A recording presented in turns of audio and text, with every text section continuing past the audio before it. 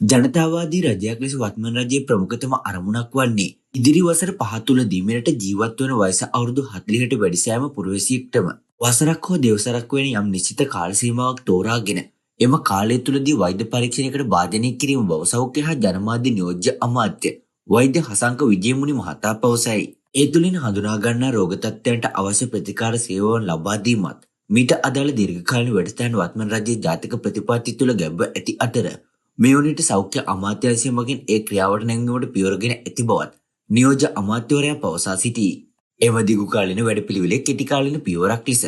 සුව උදාන ජංගම සෞඛ්‍ය සායන වැඩසටහන හඳුන්වා දිය හැකි බව නියෝජ්‍ය අමාත්‍යවරයා වෙළඳපොළට පවසා සිටියේ. සෞඛ්‍ය හා ජනමාධ්‍ය නියෝජ්‍ය අමාත්‍යවරයා මේ බව ප්‍රකාශ කර සිටියේ ග්‍රාමීය ජනතාවට සුවසිත සලසන සුව උදාන පස්වන ජංගම සෞඛ්‍ය සායන වැඩසටහනේ සමාරම්භක අවස්ථාවට ප්‍රධාන ආරාධිත අමුත්තා ලෙස එක්වෙමින්